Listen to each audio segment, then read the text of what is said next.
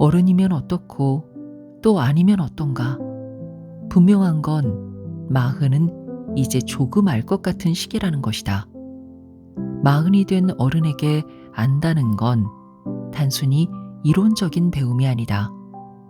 배우고 외우고 시험 쳐서 알게 된 이론을 삶의 적절한 순간에 적용하고 직접 실천하여 내가 어떻게 행동할지, 어떤 마음을 가질지, 함께한 사람을 어떻게 대할지, 예상 밖의 문제가 일어났을 때 어떻게 대응할지까지를 터득하고 있어야 하는 것이다. 오해하지 말라. 마흔이 되었다고 절대로 다 아는 건 아니다. 마흔은 세상 만사 해결사로 나설 수 있는 완성된 어른이 아니라 이제 알기 시작했을 뿐이다.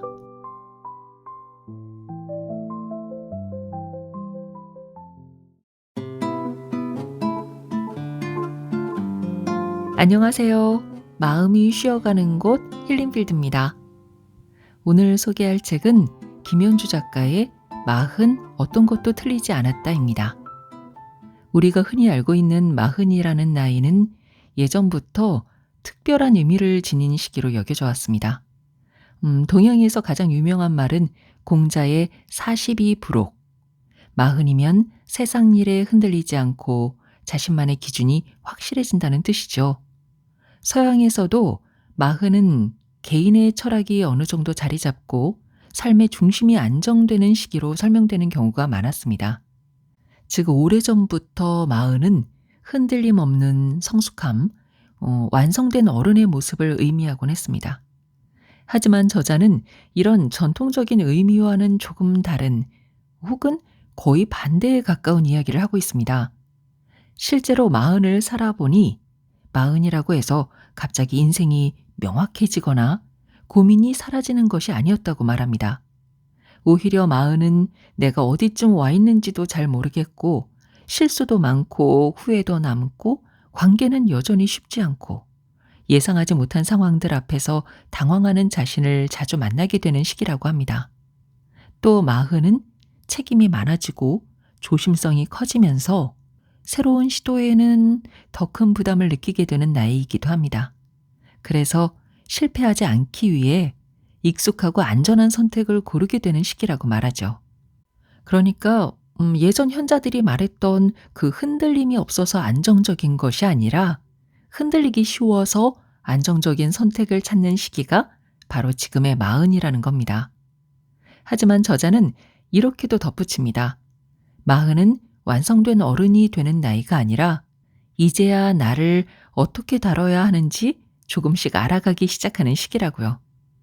세상의 정답이 모두 옳은 것도 아니고 그 정답이 나에게 잘 맞는 것도 아니라는 걸 알게 되는 시기. 그래서 누군가의 기준이 아니라 내 마음이 편한 선택을 점점 더 중요하게 생각하게 되는 시기가 바로 마흔이라고 말합니다.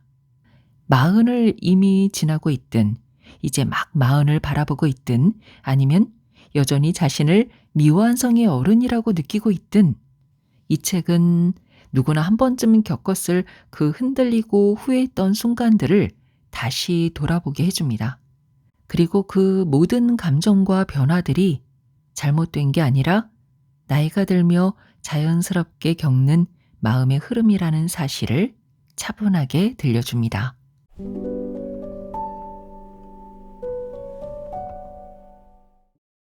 내가 선택한 무기력. 아무리 생각해봐도 나는 나 자신에게 가혹할 만큼 내향적인 인간이다. 애초에 이렇게 태어났으니 가혹하다는 말은 취소하겠다. 내향적이라는 이유로 슬퍼하거나 노여워한 적은 없다. 늘 밝은 목소리 톤으로 웃으며 강의하는 내 모습을 본 사람들은 내가 내향형이라고 말하면 깜짝 놀라곤 한다. 그러나 그건 자본주의가 만들어준 업무 기술이며 계약된 말과 표정일 뿐이다. 나는 아침부터 꾸준히 에너지가 소진되어 가는 비루하고 나약한 체력과 정신을 가졌다. 처음 만나는 사람일수록 많은 노력이 필요하고 더 큰 용기가 필요하다. 출발도 하기 전에 지칠 때가 많은데 이럴 땐 나조차도 나 자신이 이해되지 않는다. 새로움에 대한 설렘보다는 그래 결심했어 하고 마음먹는 일에 가장 많은 힘을 쓴다. 하루에 수업 2개만 해도 벅차다. 외향적인 친구를 만나면 뇌가 반으로 쪼그라든다. 저녁 8시에 술을 마시러 나가는 사람들의 정신력에 감탄하며 저녁 6시 전에 집으로 향한다. 혼자 여행을 한 뒤에는 하루나 이틀 정도 혼자 쉬어야 비로소 쉼이 마무리된다. 일을 마치고 차에 앉아야만 그래도 살아남았다는 안도감을 느낀다.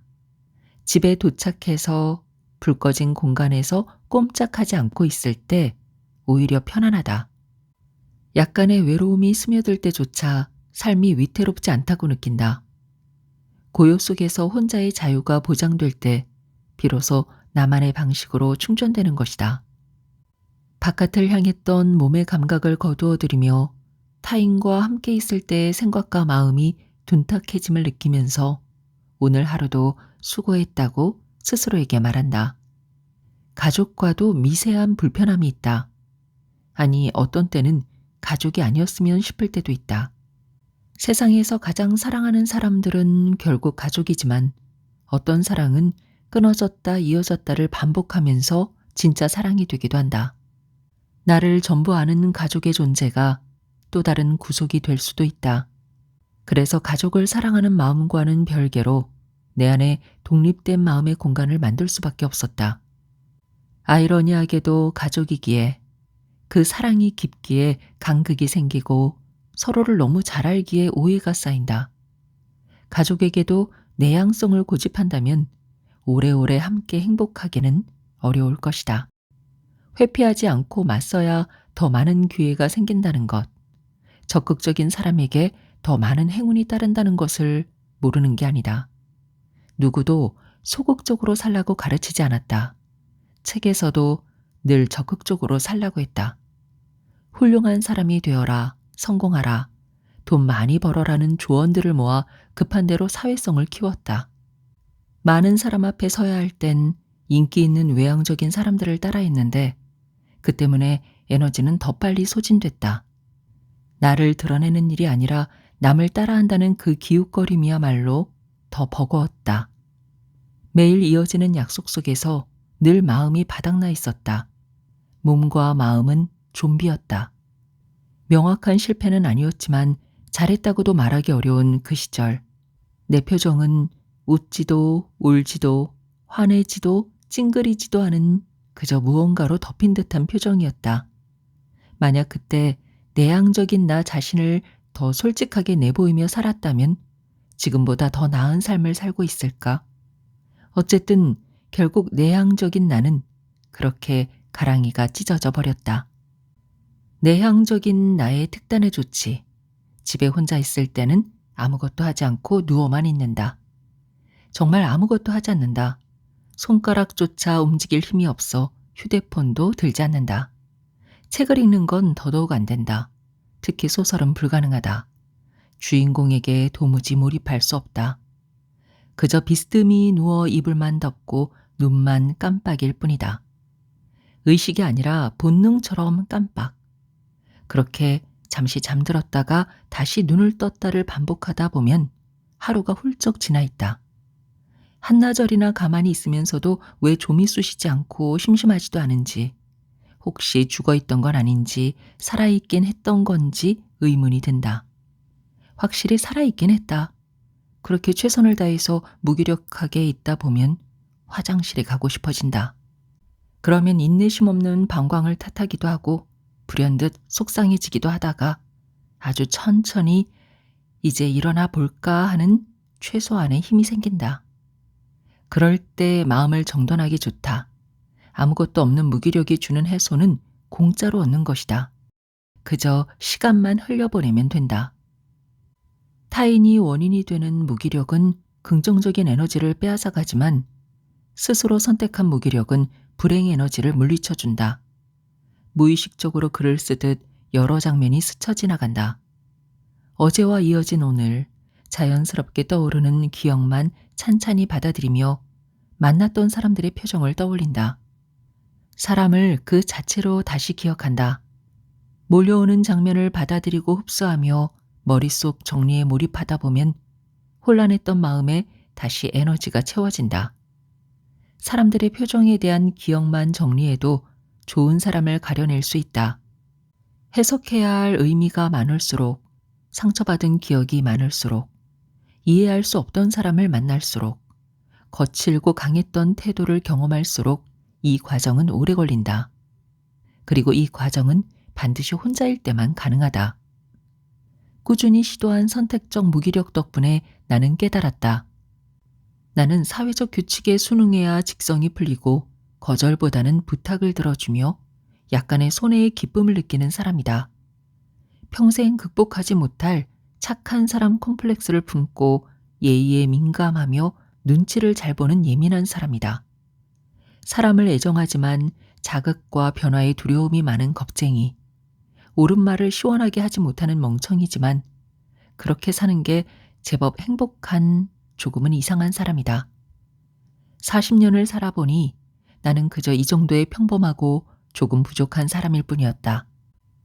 잘하는 것은 더 잘하고 못하는 것은 극복하면 더 잘 살 수 있겠지만 그건 두 사람이 함께 해야 가능한 몫일 것이다. 예민한 사람은 지금까지의 경험을 소중히 붙들 줄 알기에 가만히 있어도 마음을 쓴다. 가만히 있어도 지난 사람이 생각나고 그 생각만으로도 에너지가 새어나간다. 옳고 그름, 문제와 해결, 방법론이 아니다. 그저 시간이 필요한 마음을 마중 나가고 익숙해져서 그 감정을 잘 배웅하는 일이다. 몸과 마음을 이어 지난 일과 다가올 일을 떠올리며 함께한 사람들에게 신경 쓰면서 살아있음을 느낀다. 내 기준은 조금 우습고 이기적일지 모른다. 하지만 나는 내가 더 다정하게 굴었으면 내가 이겼다고 생각한다. 잘 참았을 때 잘했다고 생각한다. 이것이야말로 정신 승리다. 나 자신을 이기는 일, 정신이 승리하는 일이 얼마나 나를 위한 일인지 알고 있다. 내 성향을 거스르며 열심히 사는 사람일수록 변화를 인식하고 적응해야 한다는 압박을 느낄 것이다. 압박은 마치 나를 위하는 듯 몸과 정신을 조이는 붕대와 같다. 꽁꽁 묶인 채로 오히려 행복하다고 스스로 위로할 수도 있다. 앞으로도 나는 무엇 때문인지는 모르겠지만 어쨌든 정신이 이기기 위해 시간이 날 때마다 무기력을 선택할 것이다. 내향적인 성질머리로도 세상에 섞여 함께 오래오래 건강하게 살고 싶다. 이 정도 노력하며 살아왔다면 무기력할 시간을 선택할 자격은 있지 않을까?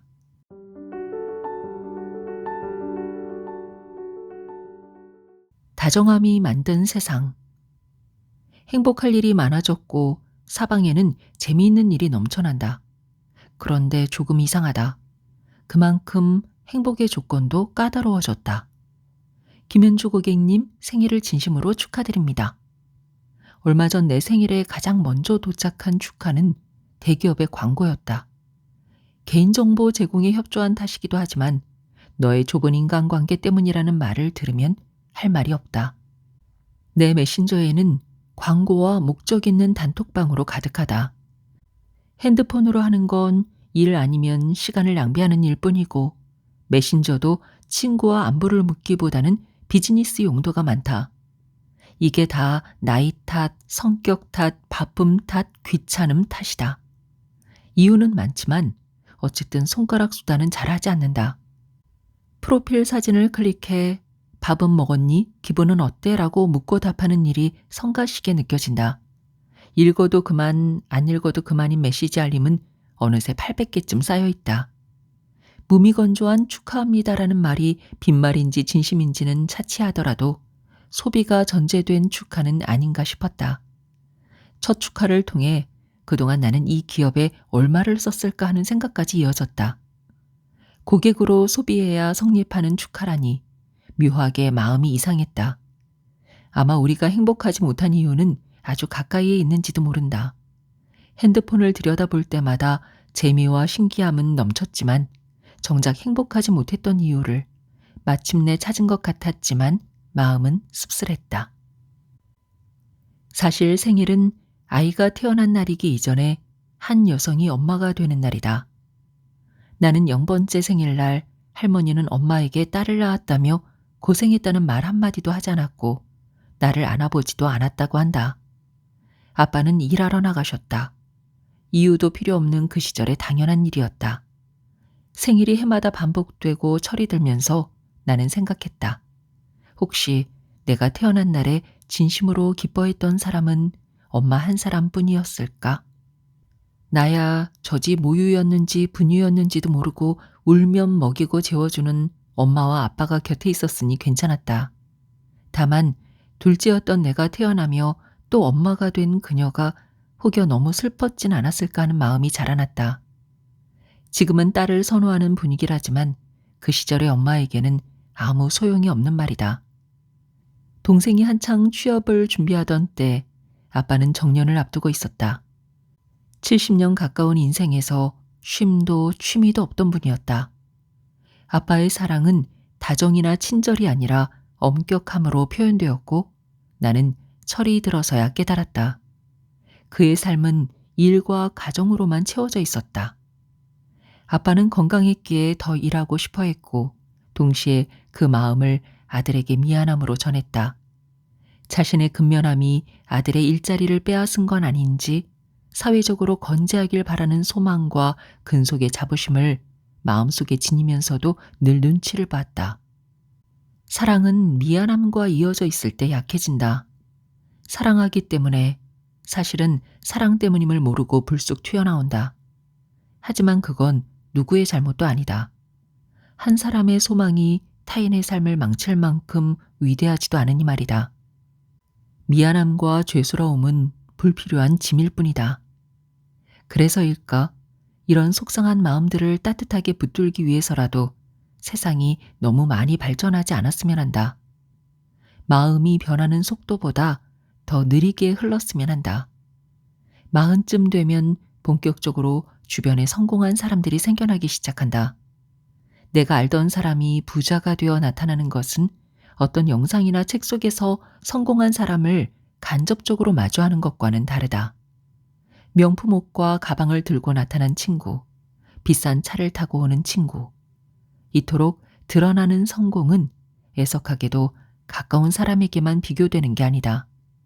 비교 대상이 따로 없어도 자연스럽게 분석되면서 상대적 박탈감은 한 사람, 두 사람을 넘어 친구, 엄친아, 세상 전부의 뭉텅이로 몰려온다.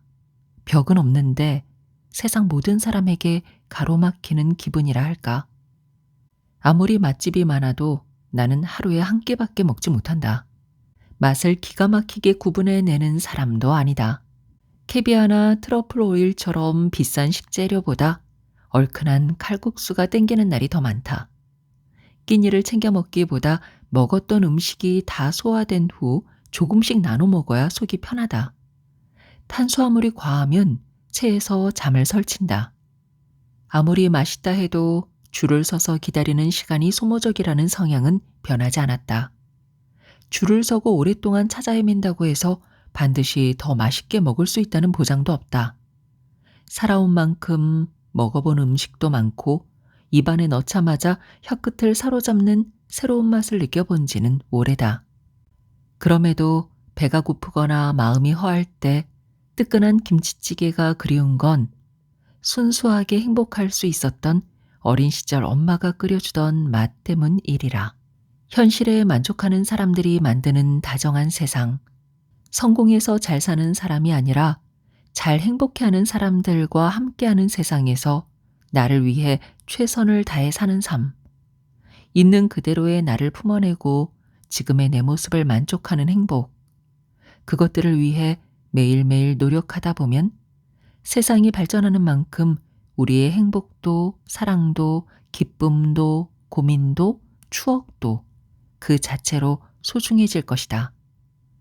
지금 내가 가지고 있는 것들을 돌아보는 일, 그 안에서 만족을 찾는 일, 행복한 모습으로 낙인 지키기 위해 증명하려 들지 않는다면 오히려 우리의 행복이 상향 평준화될 수 있지 않을까.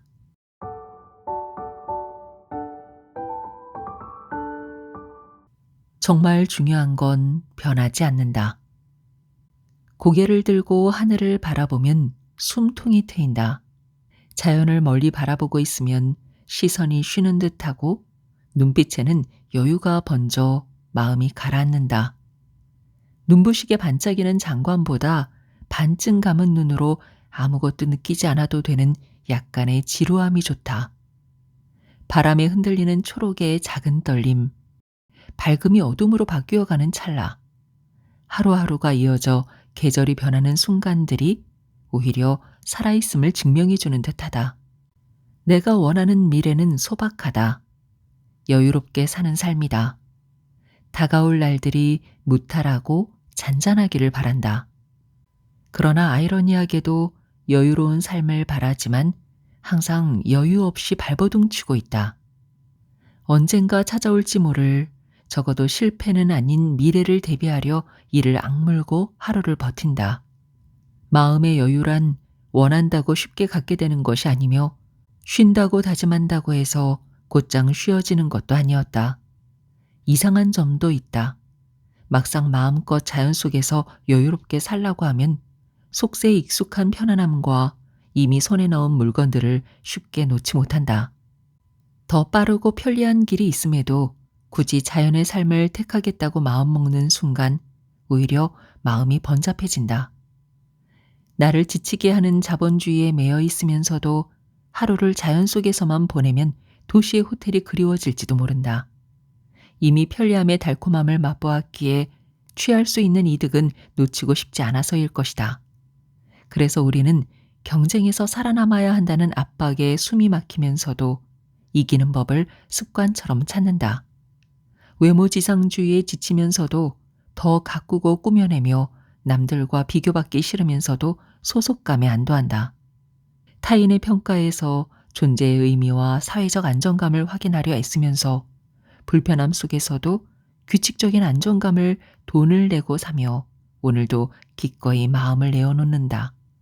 스마트폰이 출시된 지 얼마 지나지 않았을 때 친구에게 무엇을 하고 있냐 물었더니 스마트폰을 하고 있다는 대답에 순간 깜짝 놀랐다. 꽤 오래전 일이었는데 지금 그때보다 훨씬 더 많은 사람이 스마트폰에 몰두하고 있을 것이다. 더 많은 시간을 도파민에 중독된 듯 소비하고 더 많은 선택을 AI에게 맡기며 더 오랜 시간을 스마트폰에 쏟아부을 것이다. 주머니 속에 있던 전화기는 이제 손에 꼭 쥐는 스마트폰이 되었다. 그 작은 네모난 기계로 일을 하고 쇼핑을 하고 글을 쓰며 일상의 대부분을 살아간다. 검색을 하고 대화를 나누며 고민을 털어놓기도 한다. 때로는 비서가 되고 친구가 되고 선배나 선생님처럼 조언을 건네기도 한다. 하루 종일 손에서 놓지 않는 그 기계와 감정까지 나눈다. 어쩌면 가족보다 더 많이, 아니 분명 더 많은 것을 알고 있을지도 모른다.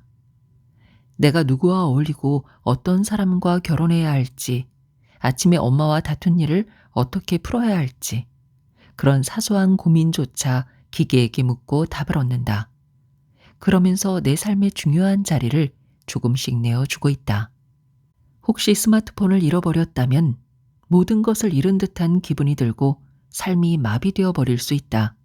업무 파일을 잃고 친구를 잃고 카드를 잃어버리니 전부를 잃어버린 기분일 거다.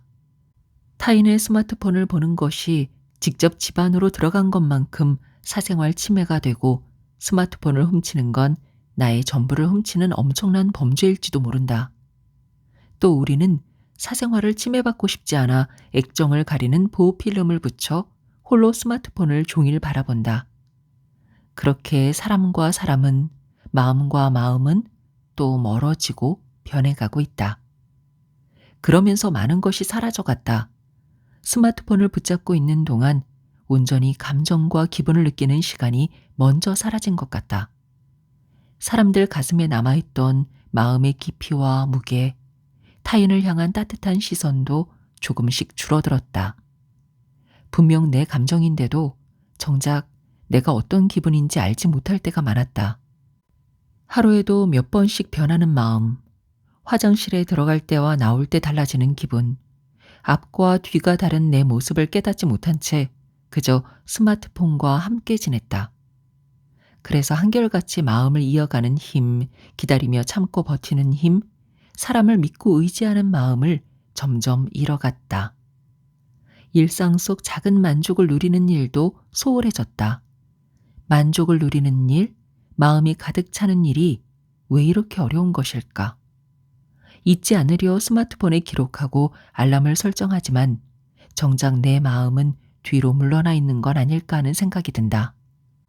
세상이 아무리 발전하고 달라져도 정말 중요한 것들은 크게 변하지 않는다. 최고일 필요는 없다. 적절한 중간에 서 있을 때 삶의 균형이 잡힌다는 사실은 언제나 같았다. 모든 순간 모르는 것이 약이 되어 준 것은 아니지만 꼭 필요한 것들을 하나씩 배우며 나이를 먹어왔다. 지금 내가 알고 있는 것, 행동하고 생각하는 모든 것을 배워왔기에 삶을 채울 수 있었고 행복할 수도 있었다. 이제는 그 배움을 본격적으로 삶에 적용해야 한다. 많이 아는 것보다 중요한 것은 마음을 아는 것이었다. 좋아하는 일과 잘하는 일의 중간, 사랑하는 마음과 사랑받는 마음의 중간, 칭찬하는 말과 조언하는 말의 중간, 해야 할 일과 하지 말아야 할 일의 중간. 나는 오늘도 그 중간에서 편안함을 배워간다. 혼자 배우는 것도 좋지만 사람에게서 배우는 시간은 더 다정하다. 그런 시간이 반복될 때 비로소 삶의 기반이 되어주는 만족감이 시작된다. 내 앞에 놓인 삶의 균형. 지금 이 순간을 기점으로 나만의 만족하는 마음을 어떻게 지켜나갈지, 그 중간의 지점을 어디에 두어야 할지 곱씹어 보아야 한다.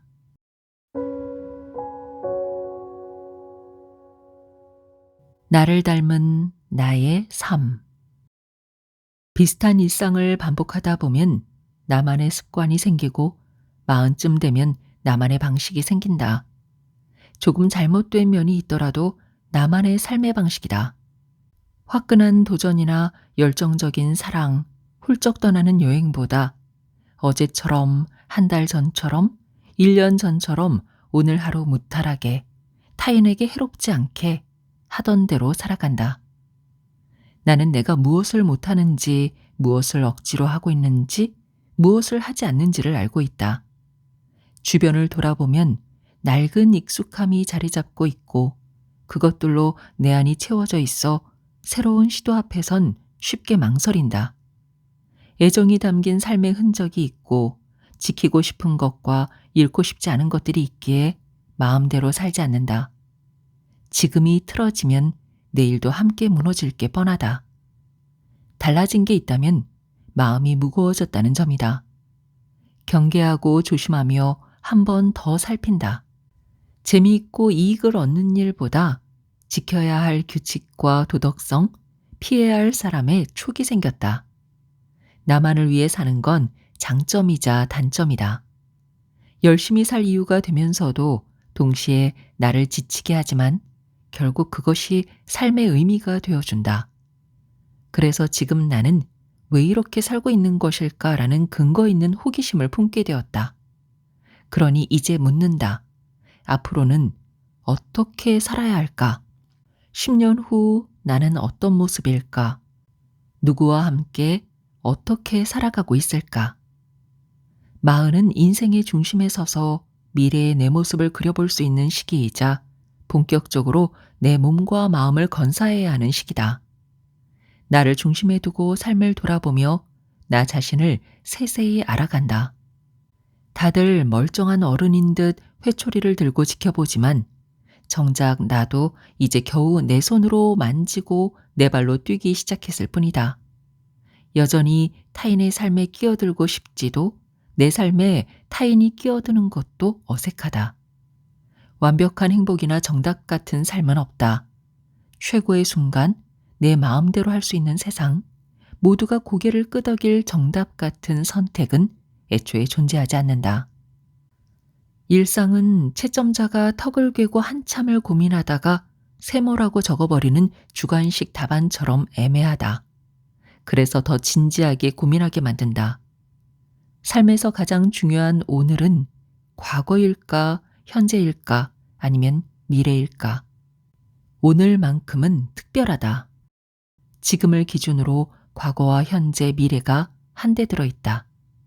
이미 지나간 일도, 지금 하고 있는 일도, 앞으로 해야 할 일도 모두 오늘 속에 있다. 어제는 온통 과거고 내일은 온통 미래지만 오늘은 그 둘을 동시에 품는다. 잠드는 순간까지도 오늘은 미래다. 잠자는 동안 뇌가 경험을 정리해 새로운 기분과 감정을 선물해 주니 우리는 매일 열심히 잠을 자야 한다. 오늘은 단순한 현재가 아니다. 곧바로 되짚을 수 있는 가까운 과거이자 곧 다가올 미래다. 있는 그대로의 나를 비추며 현실에서 살아 이어지는 지금 그 자체다. 그래서 우리는 오늘을 존중하고 소중히 살아야 한다. 원치 않아도 시간은 쌓인다. 연민하던 시선을 바깥으로 돌려 정해진 길을 한 걸음씩 걸어가다 보면 보폭만큼씩 알게 된다. 애쓴 만큼 배우고 아는 만큼 보인다.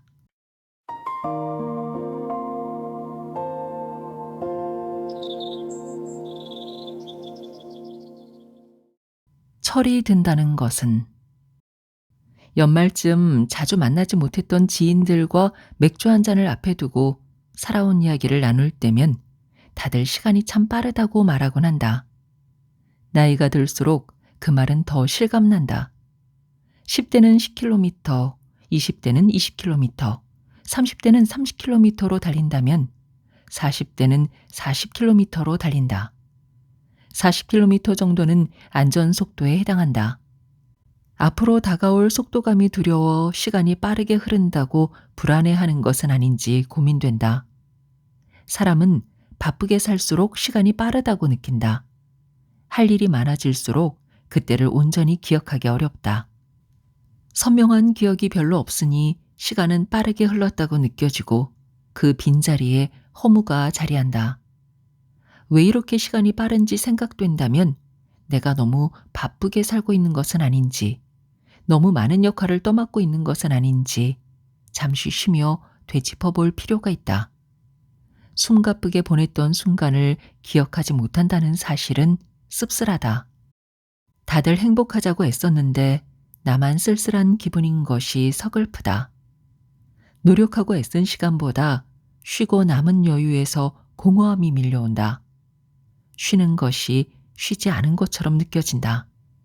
40년을 넘긴 내 기분은 이제 좀 예측되고 조절될 법도 하다. 그런데도 불쑥불쑥 튀어나오는 기분에 당황할 때가 많다. 겉으로는 멀쩡해 보이고 딱히 아프지 않지만 기분에 갇혀서 아무것도 하기 싫은 상태가 온다. 몸과 마음과 입과 손이 꼼짝하지 않아 아무것도 할 수 없을 때도 있다. 외로움은 가끔 충분히 견딜 만한데 누적된 외로움은 갑자기 울컥하게 만든다. 슬픔이 무엇인지 알지만 누적된 슬픔은 쉽게 빠져나오지 못한다. 불안은 늘 곁에 있지만 무뎌지지 않고 시간이 쌓일수록 더 새롭고 강력한 불안이 찾아온다. 그러니 마흔이 되었다는 건 그만큼 불안해 보았다는 의미이기도 하다. 그때는 이래서 좋았는데 지금은 이래서 싫고, 그때는 싫었는데 지금은 그래도 뭐 나쁘지 않은 것 같기도 하다. 에세이를 출간하며 내가 했던 말은 비교적 잘 기억하는 편이지만 그때의 이유와 핑계, 조언과 잔소리, 진심이었던 근거까지 모두 기억할 수는 없다. 가끔 그 모든 말들을 모아 커다란 뚝배기에 넣는 상상을 하면 앞뒤가 맞지 않을 것 같아 기분이 묘해진다. 이런 나를 가장 가까이서 지켜보는 사람은 남편이다. 결혼한 지 10년이 넘었는데도 여전히 커피값이 비싸다 생각하고 카페에서 2시간 수다 떠는 것을 이해하지 못한다. 그래도 내가 가자고 하면 따라 나선다. 케이크가 비싸다고 하면서도 빵은? 하고 묻는 남편을 보면 괜히 웃음이 난다. 연애할 때는 다른 취향이라 서운했지만 지금은 세월이 배에 불룩하게 쌓인 모습마저 은은한 사랑과 안정감을 준다. 사랑인지 우정인지 의리인지 모를 마음을 나누며 누가 누구에게 맞춘 건지 알 수 없는 채로 생활비도 반, 살림도 반, 싸움도 반반일 거라 믿었지만 결국 다 소용없다는 것을 인정한 순간 우리는 제일 친한 친구가 되었다. 서로의 사랑은 달라졌고 오가는 기분도 함께 늙어갔다. 눈빛에 힘이 빠지고 기분에도 힘이 빠져갔다. 나이가 들고 철이 들어 친구들도 결혼해 아이를 낳았다. 중요한 순간들을 함께 했지만 이제는 그들의 삶에 손님처럼 방문한다. 예전처럼 밤새 술을 마시지도 않고 아쉬워도 붙잡지 않는다.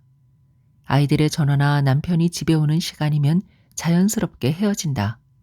그 뒷모습을 보며 서로의 삶이 무탈하길 빌어준다.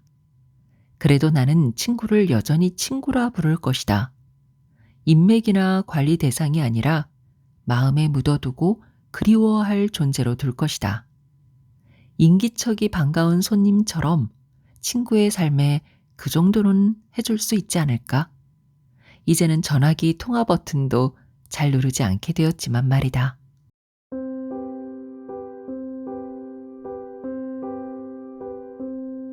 네, 지금까지 김연주의 마흔 어떤 것도 틀리지 않았다였습니다. 지금 내 나이가 몇이든 우리는 여전히 각자의 자리에서 늘 조금은 흔들리고 조금은 늦은 것 같고 가끔은 잘못된 길을 걷고 있는 게 아닐까 불안해합니다. 하지만 지금의 내 모습이 어떻든 내가 걸어온 길이 조금 멀리 돌아간 것처럼 느껴지더라도 그 또한 틀린 것이 아니라고 말해주고 싶습니다. 우리가 선택한 방식으로 살아온 시간들은 어떤 순간에도 헛되지 않았고 그 모든 경험들이 결국 지금의 나를 만들었습니다. 조금 느리면 느린 대로, 조심스러우면 조심스러운 대로 그 속도와 모양 그대로 괜찮습니다. 나이의 숫자와는 상관없이 우리는 여전히 배우는 중이고 여전히 성장하는 중이며 여전히 나답게 살아가는 법을 찾아가는 중입니다. 그러니까 지금 당신의 모습은 그 어떤 것도 틀리지 않았다고 말해주고 싶습니다. 오늘도 힐링필드와 끝까지 함께 해주셔서 감사합니다. 건강하세요.